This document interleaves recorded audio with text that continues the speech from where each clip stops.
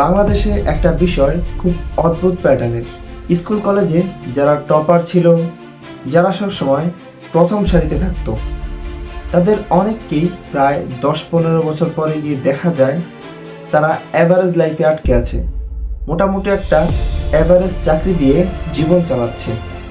অন্যদিকে যারা খুব একটা ভালো রেজাল্ট করতো না, ব্যাক বেঞ্চে বসতো, অনেক সময় ফেলও করতো, তাদের অনেককেই আজ দেখা যায় ভালো কেরিয়ার করছে, নিজের মতো করে নিজের জীবনটাকে এগিয়ে নিচ্ছে, ভালো ব্যবসা দাঁড় করিয়েছে, বিদেশে সেটেল হচ্ছে। তাহলে এখন প্রশ্ন হলো, ভালো ছাত্ররা কোথায় পিছিয়ে পড়ে? আজ শুধুমাত্র আমরা আবেগ না, রিসার্চ দিয়ে, সাইকোলজি দিয়ে এবং আমাদের অভিজ্ঞতা দিয়ে আমরা বোঝার চেষ্টা করব ভালো ছাত্ররা আসলে কোন কারণে পিছিয়ে পড়ে, কেন অনেক ভালো ছাত্ররা শেষ পর্যন্ত অ্যাভারেজ লাইফে আটকে পড়ে। ওয়ার্ল্ড ইকোনমিক ফোরামের বিভিন্ন রিপোর্টে বলা হয়েছে, ভবিষ্যতের দুনিয়ায় টিকে থাকতে হলে সবচেয়ে গুরুত্বপূর্ণ স্কিল হচ্ছে critical thinking, decision making, communication এবং অ্যাডাপ্টেবিলিটি।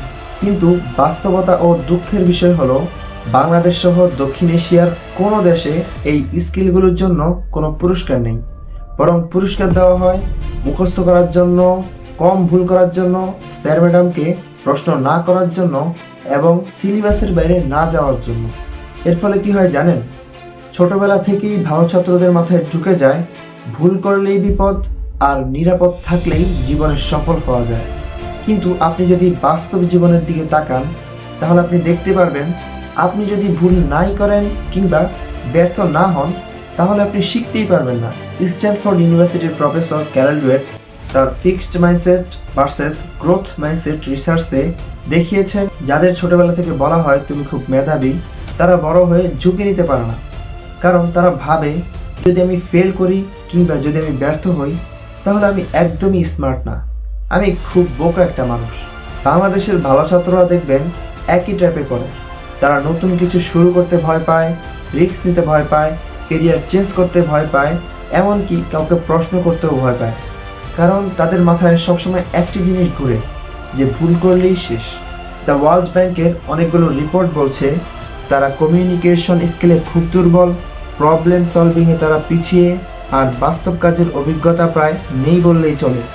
তারা জানে পরীক্ষার খাতায় কী লিখলে ভালো নাম্বার পাওয়া যাবে, কিন্তু জীবনের খাতায় কী লিখতে হবে সেটা তারা জানে না। আর অন্যদিকে যাদেরকে আমরা অ্যাভারেজ বা দুর্বল ছাত্র বলি, তারা হয়তো সব পড়া বুঝতো না, পরীক্ষায় খুব একটা ভালো রেজাল্ট করতো না, কিন্তু তারা একটা জিনিস খুব ভালোভাবে শিখে ফেলতো, সেটি হচ্ছে সার্ভাইভাল স্কিল। পরীক্ষার আগের রাতে সব কিছু পড়ে কিভাবে মোটামুটি আকারে পাশ করে আসা যায় সেই চেষ্টাটা তারা সবসময় করত। অর্থাৎ তাদের মাঝে সার্ভাইভাল স্কিলটা রয়েছে। এই মানসিকতাই তাদেরকে তৈরি করে। তারা পড়ে যায়, আবার উঠে দাঁড়ায়, তারা ভুল করে কিন্তু থামে না। হার্ভার্ড বিজনেস রিভিউ এর একটি রিপোর্ট বলছে, লিডারশিপ আর অ্যাডাপ্টেবিলিটি সবচেয়ে বেশি তৈরি হয় আনসার্টেন এনভায়রনমেন্টে। আর এ সকল দুর্বল ছাত্ররা কিন্তু আনসার্টেন পরিবেশেই বড় হয়।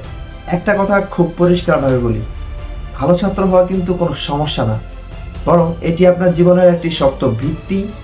কিন্তু সমস্যা তখনই শুরু হয় যখন ভালো ছাত্ররা ভাবা শুরু করে নাম্বারই সব, ডিগ্রি সব। আজকের দুনিয়ায় ডিগ্রি প্রয়োজন, কিন্তু স্কিল ছাড়া ডিগ্রি আসলে একটা কাগজের টুকরা ছাড়া কিছুই না। আপনি যদি ভালো ছাত্র হয়ে থাকেন, তাহলে আজ থেকেই প্রশ্ন করতে শিখুন, নতুন নতুন স্কিল শিখুন, ভুল করতে ভয় পাবেন না, বাস্তব সমস্যার মুখোমুখি হন। কারণ জীবন পরীক্ষায় নাম্বার দেয় না, জীবন ভ্যালু দেয়। এখন আপনার কাছে আমার একটি প্রশ্ন, আপনি কি জীবনে ভালো ছাত্র ছিলেন, নাকি অ্যাভারেজ ছাত্র ছিলেন, নাকি খারাপ ছাত্র ছিলেন? আর সেটা আপনার জীবনের বাধা হয়ে দাঁড়িয়েছে, নাকি আপনার জীবনের শক্ত ভিত্তি হয়ে দাঁড়িয়েছে? এই প্রশ্নের উত্তরটি চাইলে আমাদের সাথে কমেন্টে শেয়ার করতে পারেন।